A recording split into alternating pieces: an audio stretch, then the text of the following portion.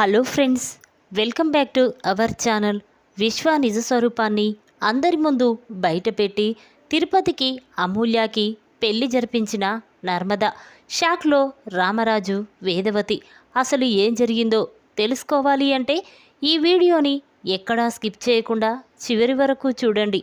ఇక స్టోరీలోకి వెళ్ళినట్లయితే విశ్వ వేరే అమ్మాయితో కలిసి సరదాగా ఉండడం చూసిన ధీరజ్ ఇక విశ్వ కాలర్ పట్టుకొని భద్రావతి ఇంటికి లాక్కొస్తాడు. ఇక అక్కడికి వచ్చి భద్రావతిని పిలుస్తూ ఉంటాడు. ఇక మాటలు విన్న భద్రావతి, సేనాపతి అందరూ కూడా బయటికి వస్తారు. ఈ ధీరజ్ విశ్వాని కొట్టడం చూసిన భద్రావతి, ఒరే ధీరజ్, ఏంట్రా ఏంట్రా రౌడీలాగా ప్రవర్తిస్తున్నావు? నా మేనల్లుడు ఏం చేశాడని వాణ్ణి కొడుతున్నావు చెప్పు అంటూ ఉంటే అప్పుడు ధీరజ్, ఏం చేశాడా? నీ మేనల్లుడు వేరే అమ్మాయితో క్లోజుగా తిరుగుతున్నాడు. అది చూసి నేను కాలర్ పట్టుకొని నీ మేనల్లుని ఇక్కడి దాకా లాక్కొచ్చాను. కావాలంటే వాడినే అడుగు అని ధీరజ్ అంటాడు. అది విన్న భద్రావతి, ఒరే విశ్వ, వాడు చెప్పేది నిజమేనా? చెప్పరా అంటూ ఉంటే ఇక ఇంతలోనే రేవతి, విశ్వ చెప్పరా, నువ్వు వేరే అమ్మాయితో తిరుగుతున్నావా? ఏంట్రా మౌనంగా ఉంటావేంటి? సమాధానం చెప్పు అని రేవతి అంటూ ఉంటుంది. ఇక మాటలు విన్న విశ్వ, చెప్తానమ్మా, వాడికే సమాధానం చెప్తాను అని చెప్పి ధీరజ్ దగ్గరికి వెళ్ళి, ఒరేయ్, నేను అలాగే తిరుగుతాను, ఆ అమ్మాయి కాకపోతే ఇంకో అమ్మాయి, నీకేంట్రా నష్టం అని విశ్వ అంటూ ఉంటే ఇక మాటలు విన్న అందరూ కూడా ఒక్కసారి షాక్ అయిపోతారు. ఇక ధీరజ్, ఏంట్రా వేరే అమ్మాయితో తిరుగుతావా? నా చెల్లెల్ని ప్రేమించానని చెప్పావు, తనని పెళ్లి చేసుకుంటానని మమ్మల్ని అందరినీ కాదని నా చెల్లెలు నీతో వచ్చేసింది. అలాంటి నా చెల్లెల్ని మోసం చేస్తావా? ఎంత ధైర్యంరా నీకు అని అంటూ ఉంటే ఇక విశ్వ, చూడు, అది నా ఇష్టం, అడగడానికి నువ్వెవరు అని ఇక విశ్వ అనగానే ఆ మాటలు విన్న అమూల్యకి చాలా కోపం వస్తుంది. వెంటనే విశ్వ చెంప పగలగొడుతుంది. ఇక విశ్వ కాలర్ పట్టుకొని, ఏంటి, నన్ను పెళ్లి చేసుకొని నువ్వు వేరే అమ్మాయితో తిరుగుతూ ఉంటే నేను చూస్తూ ఊరుకోవాలా? అందుకే మా వాళ్ళని కాదని నీ కోసం నేను వచ్చేస్తే నా గురించి పట్టించుకోకుండా నువ్వు నన్నే మోసం చేస్తావా అని చెప్పి ఇక అమూల్య విశ్వ చెంప పగలగొడుతుంది. అది చూసిన విశ్వ ఒక్కసారి షాక్ అయిపోతాడు. ఇదేంటి, ఈ ప్లాన్ ఇలా తిప్పి కొడుతుందేంటి? నేను అమూల్య నోటితోని అందరి ముందు నిజం చెప్పించాలనుకున్నాను, కానీ ఈ అమూల్య మాత్రం నోరు విప్పి నిజం చెప్పడం లేదు, ఎలా చెప్తుంది అని విశ్వ అనుకుంటూ ఉండగా ఇక అది గమనించిన అమూల్య వెంటనే విశ్వ కాలర్ పట్టుకొని పక్కకి లాక్కొచ్చి, ఒరేయ్, నువ్వు నా నోటితోనే నిజాన్ని బయట పెట్టాలని చూస్తున్నావు, కానీ నేను చచ్చినా ఆ నిజం బయట పెట్టను. ఎందుకంటే నీ భార్యగా నీ ఇంట్లోనే ఉంటూ నీకు చుక్కలు చూపిస్తాను అని అమూల్య అంటుంది. ఆ మాటలు విన్న విశ్వ ఒక్కసారి స్టన్ అయిపోయి చూస్తూ ఉంటాడు. ఇక శ్రీవల్లి మాత్రం, ఇదేంటి, ప్రేమ గురించి చెప్పడం లేదేంటి? తన మెడలో తాళి కట్టుకొని రమ్మన్నది ప్రేమే కదా, మరి ఈ విషయం ప్రేమ గురించి చెప్పొచ్చు కదా?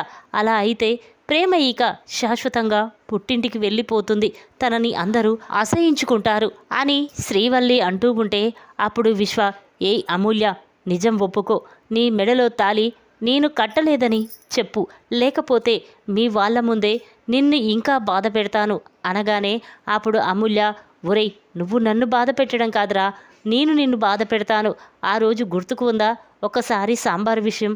మళ్ళీ నువ్వు మా పెద్దమ్మతో కలిసి బయటికి వెళ్ళినప్పుడు నీ కాఫీ ఇచ్చాను చూసావా? అలాగే ఈసారి కాఫీలో కారం కాదు, ఇక ఏం విషం కలుపుతాను అని అమూల్య అనగానే ఇక విశ్వ షాక్ అయిపోయి చూస్తూ ఉంటాడు. ఇది ఇలాగే చేస్తుంది, ఎలాగైనా దీని చేత నిజం చెప్పించాలి అని చెప్పి విశ్వ వెంటనే అమూల్య మెడ పట్టుకొని, ఏంటే నన్నే బెదిరిస్తున్నావా అని అమూల్యని కొడుతూ ఉంటాడు. ఇక అది చూసిన రామరాజు, వేదవతి అందరూ కూడా బాధపడుతూ ఉంటారు. ఇక భద్రావతి, ఒరే విశ్వ, ఏంట్రా ఆడపిల్ల మీద చేయి చేసుకోవడం అంటూ ఉంటే అప్పుడు వేదవతి, భలే ఉన్నావులే, భలే ప్లాన్ వేసావక్క, నా మీద కక్ష తీర్చుకోవాలి అనుకున్నావు, కానీ అది కుదరకపోయేసరికి ఇప్పుడు నీ మేనలుడితో నా కూతురికి ప్రేమ రాయబారం నడిపించి వాళ్ళిద్దరికీ పెళ్లి జరిపించి ఇప్పుడు నా కూతుర్ని బాధ పెడుతూ నువ్వు మాత్రం సంతోషంగా ఉంటున్నావు. అదే నీ సొంత కూతురైతే ఇలాగే చేసేనిదానివా అని చెప్పి వేదవతి అనగానే అప్పుడు భద్రావతి, చూడు నాకంత అవసరం కూడా లేదు. విశ్వాని నేను అమూల్యాన్ని కొట్టమని చెప్పానా అనగానే అప్పుడు వేదవతి, అవును, నా కుటుంబం మీద నా మీద పగతోనే నువ్వు నా కూతురి జీవితాన్ని నాశనం చేశావు. అయినా నీకు పిల్లలుంటే కదా తెలిసేది. తల్లి ఎలా పిల్లలకి బాధ అయితే తల్లి ఎలా బాధపడుతుందో అది నీకు తెలియదు. ఎందుకంటే నీకు పెళ్ళి లేదు, పిల్లలు లేరు. ఇన్ని రోజులు పోనీలే అని వదిలేశాను. నా అక్కే కదా మారుతుంది అనుకున్నాను. కానీ నా విషయంలో కాకుండా ఇప్పుడు నా కూతురు విషయంలో కూడా నువ్విలా బాధ పెడుతుంటే చూస్తూ ఎలా ఊరుకుంటానన్నావు. చూడు, ఇంతకి ఇంత అనుభవిస్తావు. నా కూతురు పాపం తగిలి నువ్వు సర్వనాశనమైపోతావు. అయినా నీకు తెలియదులే ఈ ప్రేమ అనుబంధాలు. నువ్వు తల్లివైతే కదా నీకు తెలిసేది అని వేదవతి అంటుంది. ఆ మాటలు విన్నా భద్రావతి చాలా బాధపడుతూ ఉంటుంది. ఏంటి, నాకు తెలియదా? నాకు తెలియకనే నా మేనకోడల్ని, నా అల్లుణ్ణి కన్న పిల్లల్లాగా పెంచాననుకుంటున్నావా అనగానే అప్పుడు వేదవతి, కన్న పిల్లల్లా పెంచడం కాదు, పరాయి పిల్లలను కూడా కన్న పిల్లల్లా చూసుకోవడమే గొప్పతనం. అది నీలో లేదు. ఛీ, నువ్వంటేనే అసహ్యంగా ఉంది అని చెప్పి ఇక వేదవతి భద్రావతిని అవమానిస్తుంది. ఇక దాంతో భద్రావతి అక్కడి నుంచి బాధపడుతూ కన్నీళ్లు పెట్టుకుంటూ ఇంట్లోకి వెళ్ళిపోతుంది. ఇక విశ్వ మాత్రం అమూల్యాని బాధ పెడుతూ ఉంటాడు. ఇక అది చూసిన నర్మద చాలా కోపంతో రగిలిపోతూ ఉంటుంది. ఇక వెంటనే విశ్వ దగ్గరికి వచ్చి విశ్వ కాలర్ పట్టుకొని, ఒరేయ్, ఎందుకురా అమూల్య ఏం పాపం చేసిందని తనని కొడుతున్నా అని చెప్పి నర్మద విశ్వ చెంప పగలగొడుతుంది. ఇక అది చూసిన విశ్వ ఒక్కసారి స్టన్ అవుతాడు. ఇక వెంటనే, మామయ్య, వీడు మనం అనుకున్నట్టు మంచివాడు కాదు. నీ మీద కోపంతో, నీ మీద పగతో అమూల్యాని పెళ్లి చేసుకున్నాడు అని నర్మద అనగానే అప్పుడు విశ్వ చాలా కోపంతో, చూడు, నేను ఇన్ని రోజులు ఈ నిజాన్ని బయట పెట్టలేదు. కానీ నేను అమూల్య మెడలో తాళి కట్టలేదు, తనని పెళ్లి చేసుకోలేదు అని చెప్పగానే ఇక రామరాజు వేదవతి షాక్ అయిపోయి చూస్తూ ఉంటారు. ఇక వెంటనే రామరాజు, ఒరేయ్, ఏం మాట్లాడుతున్నావురా? నా కూతుర్ని పెళ్లి చేసుకోలేదా? మరి తన మెడలోకి తాళెలా వచ్చింది అనగానే అప్పుడు నర్మద, మామయ్య, నేను చెప్తానాగండి అనగానే ఇక రామరాజు, ఏంటమ్మా ఇదంతా నీకు తెలుసా అనేసరికి అప్పుడు నర్మద, చూడండి మామయ్య, అసలు అమూల్య విశ్వాని ప్రేమించిన మాట నిజమే, పెళ్లి చేసుకోవాలనుకుంది. కానీ మీరు బాధపడుతూ మీరు తనలో మీ అమ్మని చూసుకుంటూ ఎంతో సంతోషపడ్డారు. ఇక అమూల్య విశ్వాని మరచిపోయింది. మన ప్రేమ అనురాగాల మధ్య ఇక విశ్వ గుర్తుకు రాలేడు. ఇక విశ్వాని పెళ్లి చేసుకోవద్దని అనుకుంది. మీరు చూసిన సంబంధాన్నే పెళ్లి చేసుకొని సంతోషంగా ఉండాలనుకుంది. కానీ ఇంతలోనే శ్రీవల్లి విశ్వతో చేతులు కలిపింది.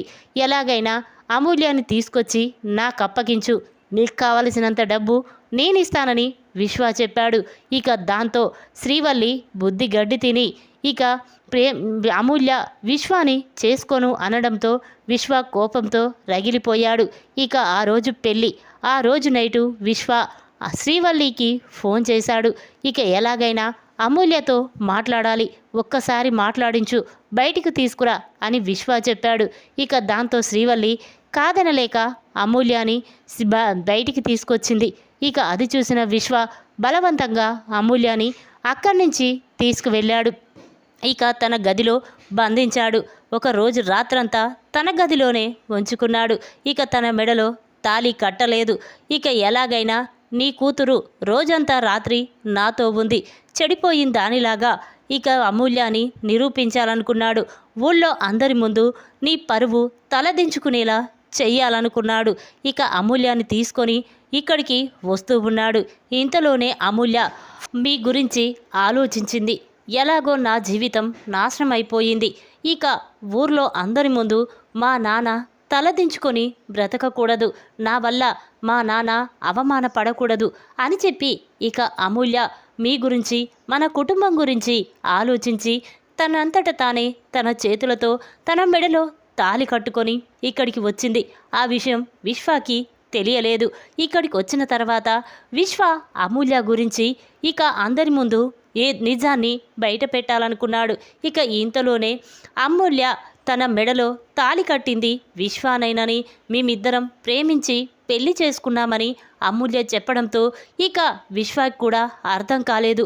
ఇక అమూల్య మాటలు విని విశ్వ ఒక్కసారే షాక్ అయిపోయాడు అని నర్మద అంటుంది. ఇక ఆ మాటలు విన్న రామరాజు చాలా బాధపడుతూ ఉంటాడు. ఇక వెంటనే అంటే దీనికంతటి కారణం శ్రీవల్లినే. మన కుటుంబం నాశనమైపోవడం కోసం శత్రువుతో చేతులు కలిపి మా కుటుంబాన్ని నాశనం చెయ్యాలని చూస్తుందా అని చెప్పి రామరాజు వెంటనే శ్రీవల్లి చెంప పగలగొడతాడు. నిన్ను కోడలిగా కాకుండా కన్న కూతురులా చూసుకున్నాను, అలాంటి నా కూతురు జీవితాన్ని నాశనం చెయ్యాలని చూస్తావా అని రామరాజు అనగానే అప్పుడు శ్రీవల్లి, మావయ్య అది కాదు మావయ్య, నేను చెప్పేది వినండి అంటూ ఉంటే అప్పుడు రామరాజు, చూడు ఇంకొక మాట మాట్లాడావంటే నిన్ను ఇక్కడే చంపి పాతేస్తాను. నిన్ను ఎంతగానో నమ్మాను కదా, నా కోడళ్ళు నర్మద ప్రేమ కంటే నిన్నే ఎక్కువగా నమ్మాను. నీ మాయ మాటలు విని మోసపోయాను. ఇక నా కళ్ళ ముందు ఒక్క నిమిషం కూడా కనిపించొద్దు అని రామరాజు అనగానే ఇక శ్రీవల్లి బాధపడుతూ ఉంటుంది. ఇక విశ్వ మాత్రం, అవును నేను ఈవిడిని పెళ్లి చేసుకోలేదు, మరి తన మెడలోకి తాళి ఆవిడే కట్టుకుందా, ఎవరైనా చెప్పారా అనగానే అప్పుడు అమూల్య, లేదు నాన్న నేనే కట్టుకున్నాను, నన్ను ఎవరు తాళి కట్టుకోమని చెప్పలేదు అని అమూల్య చెప్పగానే ఇక ఆ మాటలు విన్న ప్రేమ చాలా స్టన్ అయిపోయి చూస్తూ ఉంటుంది. ఇక తన మనసులో, అంటే నా జీవితం కాపాడడం కోసం అమూల్య ఇలా చెప్పిందా అని అనుకుంటూ వెంటనే ప్రేమ తన కళ్ళతో అమూల్యకి స్వారీ చెప్తుంది. ఇక అమూల్య కూడా, చూడు వదిన, నువ్వు కావాలని నన్ను మెడలో తాళి కట్టుకోమని చెప్పలేదు, నా జీవితం కాపాడడం కోసమే ఇలా చెప్పావని నేను అనుకున్నాను, అందుకే నా వల్ల నీ జీవితం నాశనం అవ్వకూడదనే నీ పేరు చెప్పలేదు అని అమూల్య అంటుంది. ఇక ఆ మాటలు విన్న విశ్వ ఒక్కసారి స్టన్ అవుతాడు.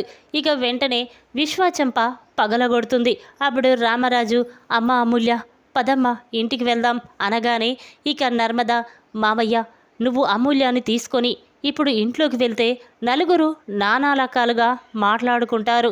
ఇప్పుడు అమూల్య గురించి తప్పుగా మాట్లాడుకోవడం నాకు ఇష్టం లేదు, నేను ఒక నిర్ణయం తీసుకున్నాను మామయ్య అనగానే అప్పుడు రామరాజు, ఏంటమ్మా ఏ నిర్ణయం అనేసరికి అప్పుడు నర్మద, మామయ్య ఈ నిర్ణయం అందరూ సంతోషంగా ఉండడం కోసమే, ఇప్పుడు అమూల్య జీవితం నాశనమైపోకూడదని, ఎవరు కూడా తన గురించి తప్పుగా మాట్లాడకూడదని ఇలా నిర్ణయం తీసుకున్నాను మావయ్య అనగానే అప్పుడు వేదవతి, నర్మద చెప్పవే ఏంటా నిర్ణయం అనేసరికి ఇక నర్మద తిరుపతి దగ్గరికి వెళ్ళి, బాబాయ్ నాకొక సహాయం చేస్తావా అని అంటుంది.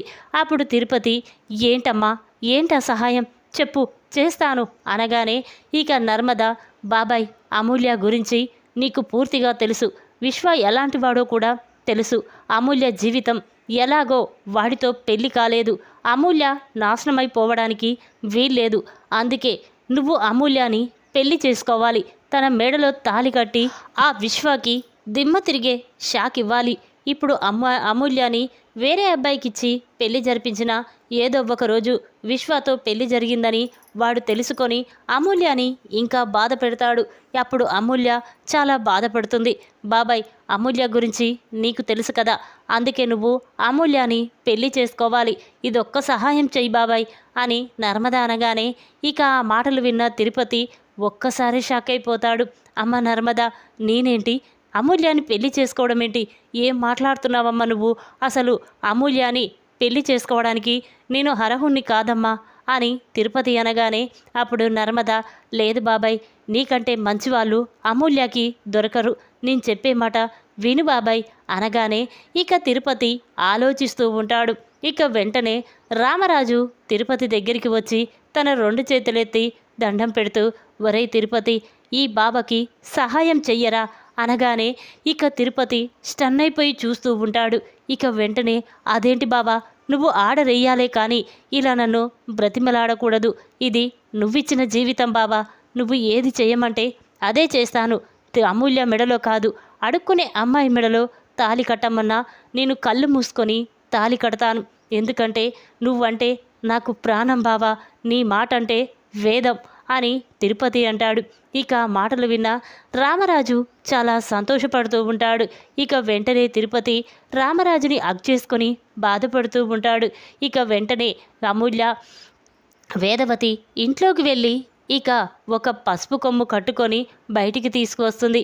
ఒరే తిరుపతి, ఇదిగోరా నా కూతురి మెడలో తాళి కట్టు అనగానే ఇక తిరుపతి అమూల్య మెడలో తాళి కట్టబోతూ ఉంటాడు. ఇక అది చూసిన విశ్వ, ఇదేంటి అమూల్య గురించి నేను నిజం బయటపెట్టి ఎలాగైనా మళ్ళీ అమూల్యని నేను పెళ్లి చేసుకోవాలనుకున్నాను, కానీ ఇప్పుడు అమూల్యకి తిరుపతినిచ్చి పెళ్లి జరిపిస్తున్నారేంటి? ఇక అమూల్య నాకు శాశ్వతంగా దూరమైపోతుందా అని చెప్పి విశ్వ అనుకుంటూ ఉంటాడు. ఇక తిరుపతి అమూల్య మెడలో తాళి కడతాడు. అది చూసిన విశ్వ చాలా బాధపడుతూ ఉంటాడు.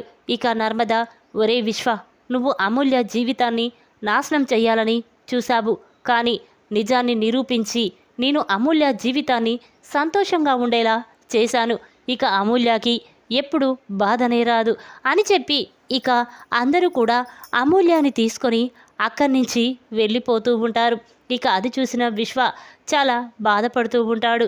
ఇదేంటి, నేను అమూల్యాన్ని ప్రేమించాను, కానీ అత్త చేయబట్టే ఇలా జరిగింది, లేకపోతే అమూల్య నాకు తోడుగా ఉండేది అని చెప్పి బాధపడుతూ విశ్వ ఇంట్లోకి వెళ్తాడు. ఇక భద్రావతిని చూసిన విశ్వ చాలా కోపంగా, ఇదంతా నీ వల్లే నా జీవితం నాశనమైపోయింది. నువ్వు అమూల్యాన్ని ప్రేమించమని చెప్పావు, పెళ్లి చేసుకొని తన జీవితాన్ని నాశనం చెయ్యమని చెప్పావు, కానీ నేను అమూల్యాన్ని నిజంగానే ప్రేమించాను, కానీ రామరాజు మీద ఉన్న పగతో తన మీద నేను బాధ పెట్టాను. ఎలాగైనా అమూల్యాన్ని బాధ పెడుతుంటే రామరాజు చూసి కుళ్ళి చావాలనుకున్నాను, కానీ ఆ నర్మద నా నిజస్వరూపాన్ని అందరి ముందు బయటపెట్టి బాబాయికి అమూల్యకి పెళ్లి చేస్తుందని అస్సలు ఊహించుకోలేదు.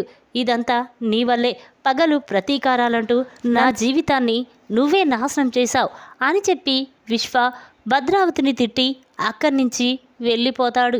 ఇక అది చూసిన భద్రావతి చాలా బాధపడుతూ కన్నీళ్లు పెట్టుకుంటూ ఉంటుంది.